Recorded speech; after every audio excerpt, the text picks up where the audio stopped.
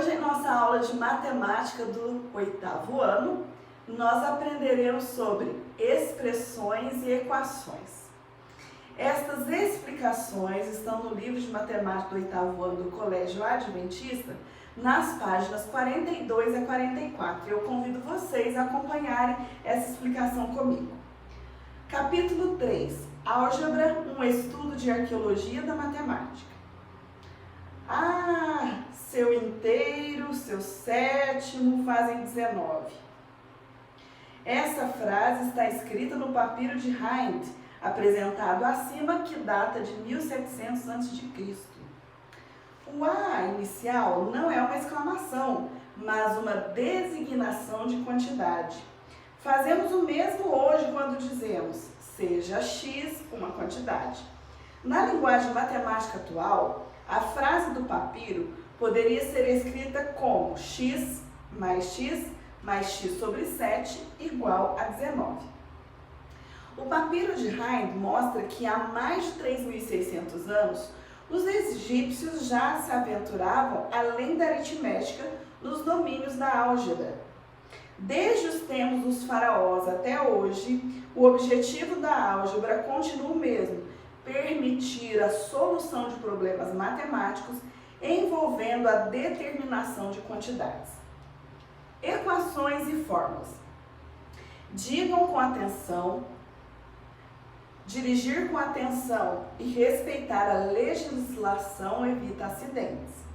Para ter uma ideia do efeito das batidas do carro, imagine que um carro se choque contra um poste a uma velocidade v km/h. Você vai ver no ensino médio, com a ajuda da equação do físico Torricelli, que lê Torricelli, que isto é como se caísse de uma altura de a quilômetros pela fórmula. A é igual a 4 vezes 10 elevado a menos 6 vezes v ao quadrado. Página 43. Quando um carro a 100 km/h se choca contra um poste, podemos calcular qual altura ele deveria cair para produzir o mesmo efeito. Aí nós temos um quadro cinza com estas comparações e explicações. Isso é o mesmo que cair de um prédio de 8 andares ou mais. Na fórmula A é igual a 4 vezes 10 elevado a menos 6 vezes v ao quadrado, v pode assumir diversos valores. Por exemplo, v pode ser 20 km/h, 100 km/h e etc. Sendo que cada novo valor corresponde a uma altura A. Por essa razão, dizemos que v é uma variável. Agora, observe a seguinte situação. Uma tábua de 96 centímetros de comprimento foi serrada em 2 pedaços, sendo que um deles é 2 vezes mais longo que o outro.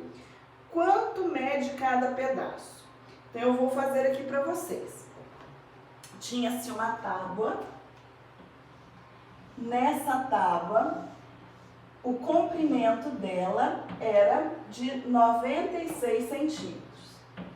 Ela foi dividida em 2 partes, sendo que uma parte media x e a outra parte o dobro da outra. Se aqui é x, o dobro é 2x. Então, se eu juntar x mais 2x, eu tenho a tábua toda, que é 96 centímetros. Quanto será o tamanho de cada pedaço, o comprimento de cada pedaço? 1x com 2x, 3x, que é igual a 96. Deixe o x sozinho, x é igual a 96. O 3 que multiplicava o x, ele vai mudar de lado fazendo a operação inversa, que é divisão. 96 dividido por 3 resulta em 32, ou seja, x vale 32. Então, este pedaço tem 32 centímetros e esse pedaço, como que é 2x, ele tem 34 centímetros, 64 centímetros.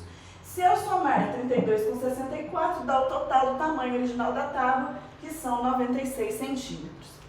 Se você voltar aí no seu livro, na página 43, o último parágrafo, nós lemos assim. Na situação do corte da tábua, a letra X é uma incógnita, pois ela foi usada em uma equação para representar um valor a ser determinado. Após resolver a equação, descobrimos que o valor dessa incógnita é 32 centímetros. X vale 32 centímetros. Página 44. Nas fórmulas e nas equações que vimos, apareceram expressões envolvendo letras. Chamamos expressões como essas de expressões algébricas, tanto para utilizar a fórmula A, quanto para resolver a equação da situação das tábuas.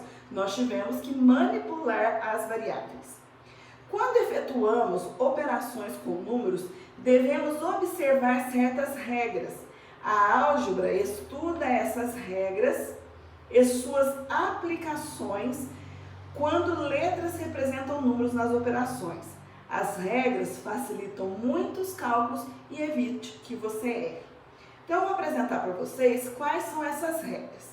Então, olha, essas regras estão nesse quadro cinza da página 44. Por exemplo, quando eu tenho 2 vezes 5 mais 6 vezes 5, certo? Eu tenho aqui o seguinte.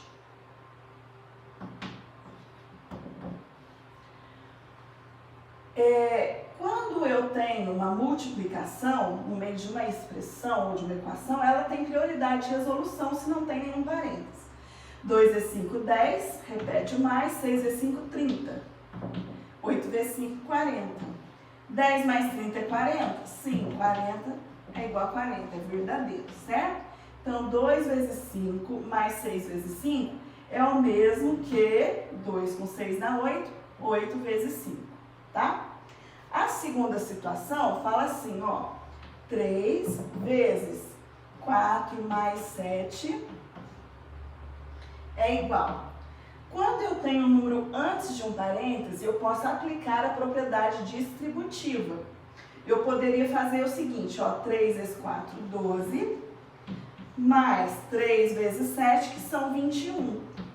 12 mais 21 são 33,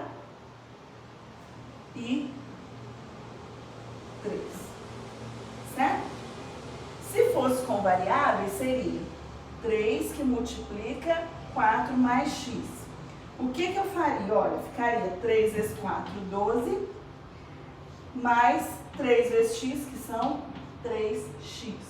Quando eu tenho um número fora do parênteses, que está multiplicando termos dentro de um parênteses, o número que está fora multiplica todos os termos que estão dentro do parênteses. Baseando-se nessas explicações, nós faremos as atividades que estão no livro de matemática.